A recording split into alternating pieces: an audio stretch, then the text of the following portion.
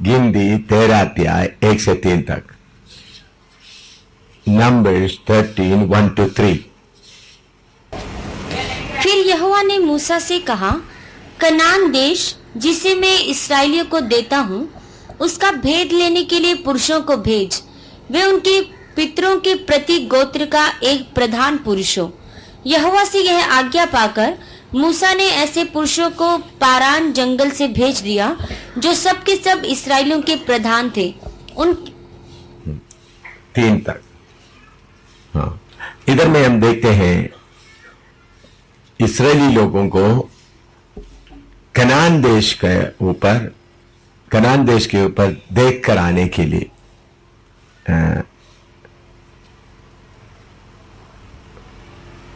वो देश को जाकर देख करके उसका भेद लेने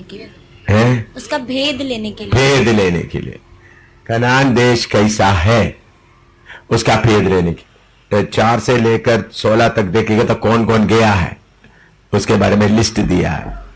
अभी 17 से 25 तक पढ़िएगा।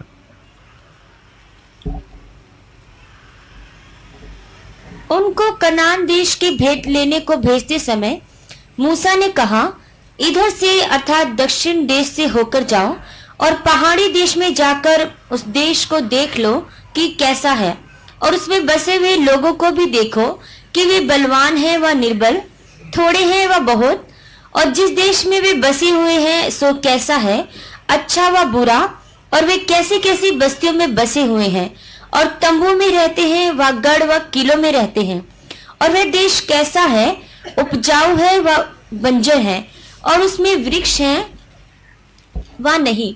और तुम हियाव बांधे चलो और उस देश की उपज में से कुछ लेते भी आना।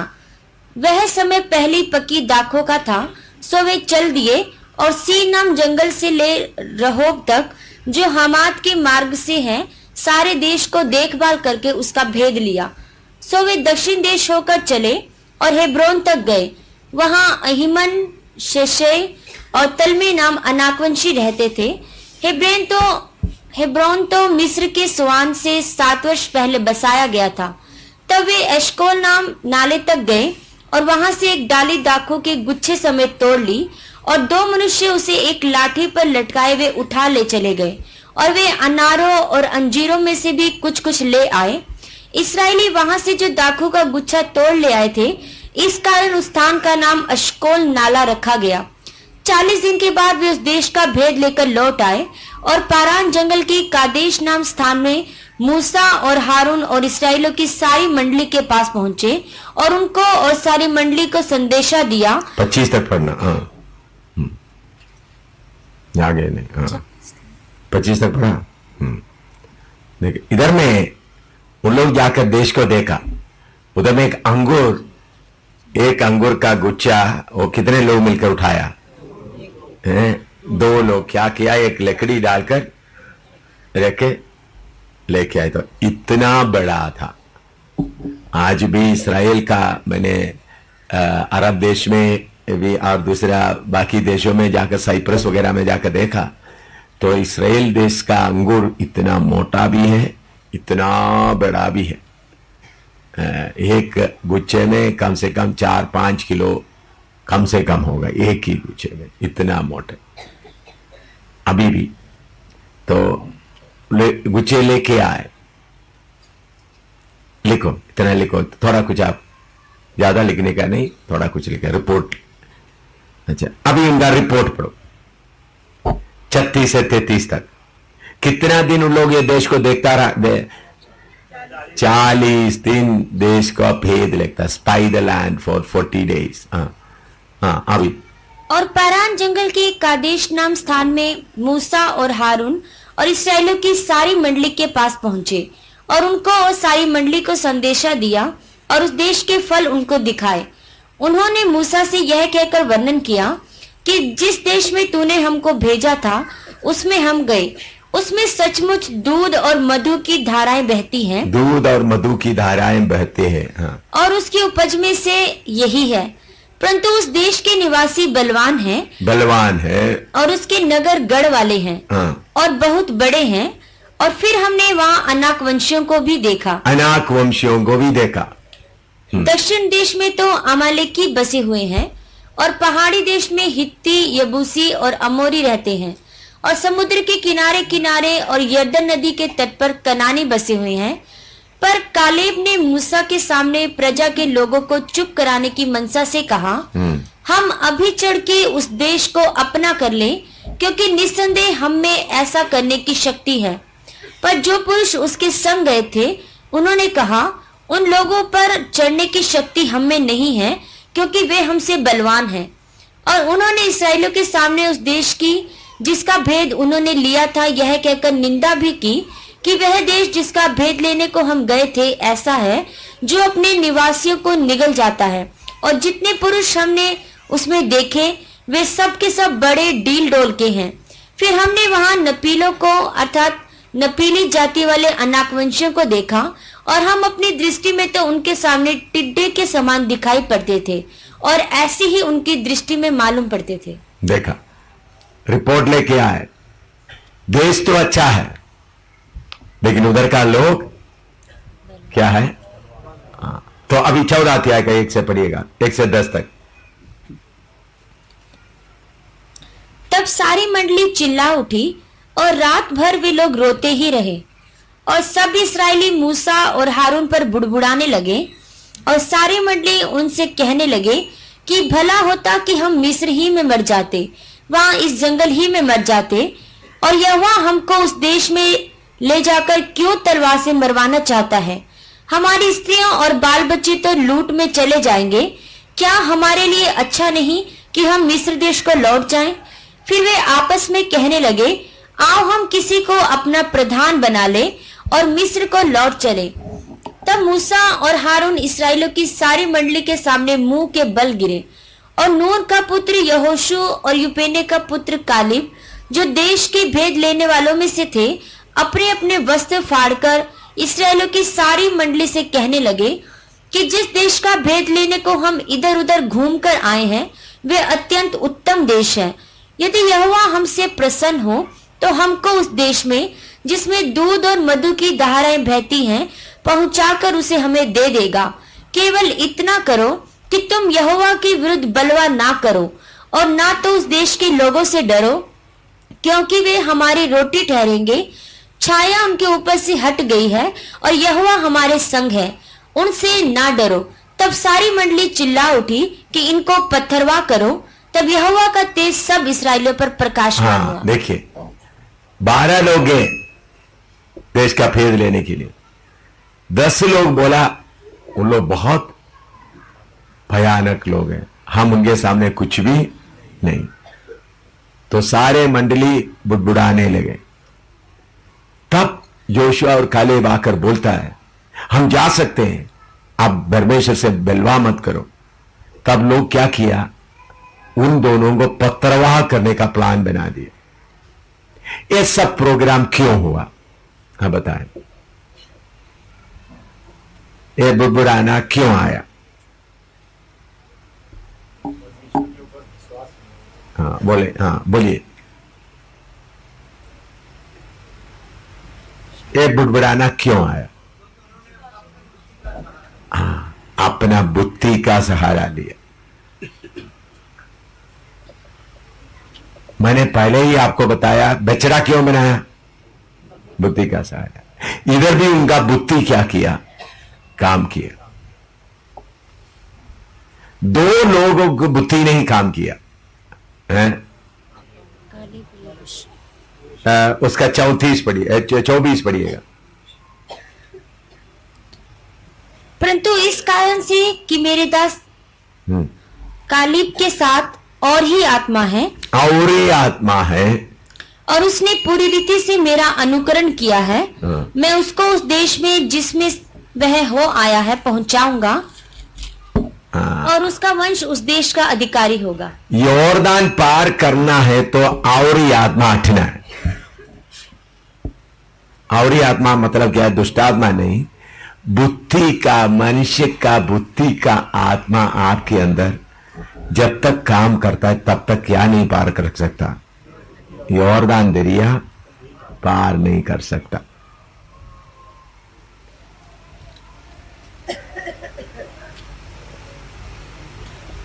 कालेब और योशु के अंदर बुद्धि काम नहीं कर रहे थे, परमेश्वर का वचन काम कर रहे थे। बाकी 10 के अंदर कौन काम कर रहे थे? बुद्धि। देखा, उन लोगों को देखा, बुद्धि से मालूम किया तो देश तो अच्छा है, दूध और मधु बहते हैं, अच्छे अंगूर वगैरह सब है। लेकिन बुद्धि से देखा, उनको उधर का वैरियों को हम क्या नहीं कर सकता, सामना नहीं कर सकता। तो बुद्धि से सोचने वाला मिलकर बोला, हम एक लीडर को और चुन लेंगे, हम किधर वापस जाएंगे, हमसे ये रात हम इस कनान देश में पहुंचेंगे नहीं, हम क्या करेंगे, वापस मिस्र में जाएंगे। क्या हो गया उनके अंदर? बुद्धि का कार्य, बुद्धि। लेकिन यहोशू और कालेब के अंदर क्या? और ही आत्मा। इसका मतलब उन्होंने अपना बुद्धि के ऊपर भरोसा नहीं रखता था। तो योर्दान दरिया पार करने के पहले अपना बुद्धि से काम करने वाला हालत मरना है। लिखो,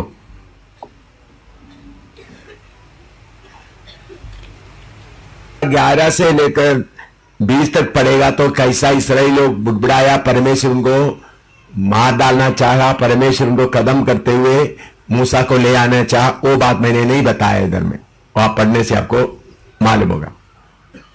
अभी उसका 34वां पद पढ़े, 34 का 34,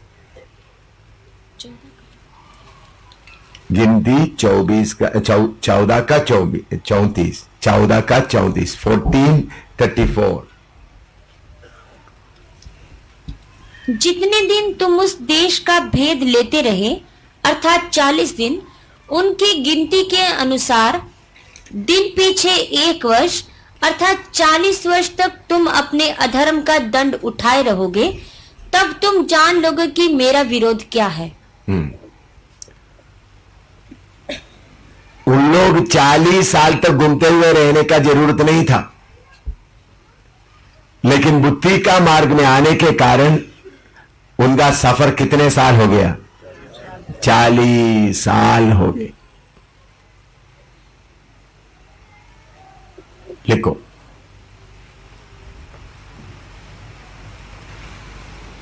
पहला कोरिन्थी 10वां अध्याय में पढ़े, वो सब क्या हो गए? वो सब क्या हो गए? नाश हो गए। बुद्धि ने काम करने वाला एक भी यॉर्दान दरिया पार नहीं किया। लिखना तो लिखो, मसीह जीवन में आने के बाद बुद्धि में काम करने वाला एक भी यॉर्दान दरिया पार नहीं किया। सब के सब 40 साल के अंदर मर गए। सिर्फ 2 ही आत्मा, 2 ही व्यक्ति गए, मिस्र से निकला में से 2 ही व्यक्ति गए। कौन है? कालेब और योशू। बाकी सब बुद्धि में काम करने वाला सब क्या हो गया? तो यॉर्दान दरिया पार करने के पहले बुद्धि का मार्ग को क्या करना पड़ेगा? पूरा हटाने वाले के बाद ही कौन सा देश में प्रवेश कर सकता है? कनान देश में। लिखो, बुद्धिमान नहीं चाहिए, ये तो मालूम नहीं होता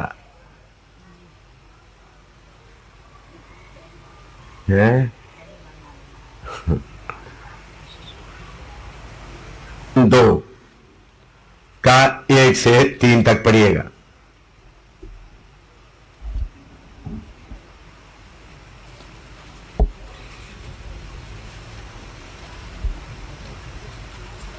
व्यवस्था विवरण 2 का 1 से 3 तक। तब उस आज्ञा के अनुसार जो यहोवा ने मुझको दी थी, हमने घूमकर कूच किया और लाल समुद्र के मार्ग के जंगल की ओर चले और बहुत दिन तक सेर पहाड़ के बाहर बाहर चलते रहे।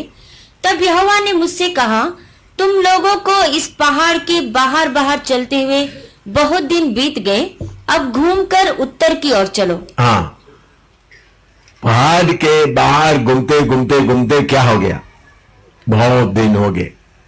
अभी क्या करो, उत्तर की ओर चलो।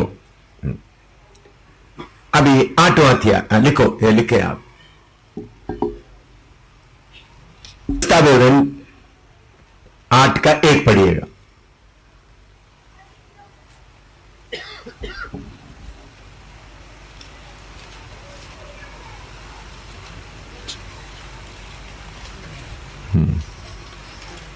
जो जो आज्ञा मैं आज तुझे सुनाता हूँ उन सबों पर चलने की चौकसी करना, इसलिए कि तुम जीवित रहो और बढ़ते रहो, और जिस देश के विषय में यहोवा ने तुम्हारे पूर्वजों से शपथ खाई है उसमें जाकर उसके अधिकारी हो जाओ।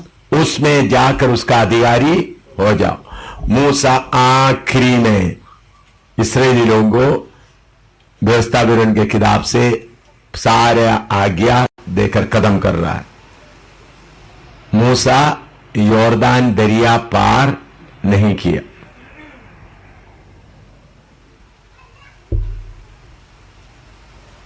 मूसा यॉर्दान दरिया पार नहीं करने के कारण क्या था, परमेश्वर ने उनको चट्टान को आज्ञा देने के लिए बोला, उन्हें आज्ञा देने की जगह में उसको मारा था। वो क्यों मारा? एक बार परमेश्वर ने क्या बोला था उनको, चट्टान को मारने के लिए बोला। एक बार चट्टान को मारकर पानी निकाला, दूसरे बार दूसरे चट्टान से परमेश्वर मारने के लिए नहीं बोला था, बातें करना। लेकिन मूसा को कौन सा बात याद था? बुद्धि का पहला बात याद था। समझा है? और वो भी लोग चिड़चिड़ाने लगे, तो इसलिए मूसा जल्दी जल्दी में जाकर क्या कर दिया, परमेश्वर का बात को याद करने की जगह में ज्यादा किसके ऊपर सोचा? बुद्धि। आप नोट कर सकता है, आजकल का सेवक लोग, पंडित लोग, बाइबल पंडित लोग क्यों अभी भी ब्याबान में घूम रहा है?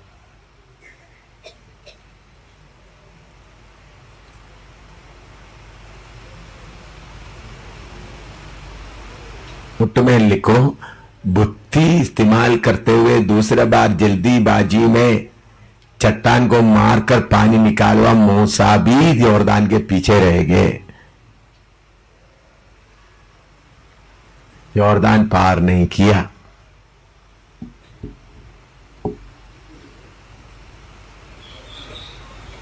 पढ़े लिखे लोगों को पास ही है या अनपढ़ के पास ही है? बोलिएगा। नहीं, मेरे सवाल, अनपढ़ लोगों के पास बुद्धि है? मैंने बहुत बार देखा, अनपढ़ लोगों के पास पढ़े लिखों से ज्यादा बहुत बार देखता है। तो बुद्धि, मैं क्यों बोले ओ बुद्धि से, तो अनपढ़ भाई बहन सोचते हैं ये तो उन लोग करेंगे, मैं तो गलती नहीं करेंगे। भाई, पढ़े लिखे लोग थोड़ा वचन देखकर तो बुद्धि कम इस्तेमाल करेगा। अनपढ़ क्या करेंगे? वचन तो पढ़ता नहीं, ज्यादा क्या इस्तेमाल करता है? बोलो, ये समझ में आए? तो अनपढ़ लोग भी अपना बुद्धि को थोड़ा लेवल में करना है तो क्या करना है? वचन को सुनते सुनते बुद्धि में रखना है। तो पढ़े लिखे लोगों के पास ये बुद्धि नहीं, बुद्धि सबके पास है। बुद्धि परमेश्वर जानवरों को भी दिया है, बिल्ली को दिया है, बुद्धि है उसको। छिपकली को बुद्धि है। कैसा बता, छिपकली बुद्धि है? हाँ, वो चिपके रहता है, कोई कीड़ा आएगा तो। हाँ, मेंढक को बुद्धि है, चूंटी को बुद्धि है, सबको बुद्धि है। तो आप ये नहीं सोचना स्कूल में जब पढ़ने वालों को बुद्धि है, बाकी लोगों को बुद्धि सबको है। बुद्धि वाला कोई भी यॉर्दान दरिया पार नहीं करेगा। लिखो, अनपढ़ लोगों को भी बुद्धि है, लिखो।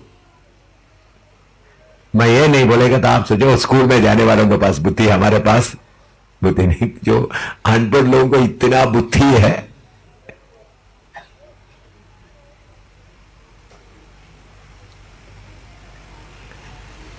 आसमान तक बनने वाला घुमट बनाने वाला बुद्धि वाला था, स्कूल में पढ़ने वाला था या स्कूल में नहीं पढ़ने वाला था? अनपढ़ था। तो अनपढ़ भी कुछ करते हैं। समझा? उस वक्त स्कूल नहीं था।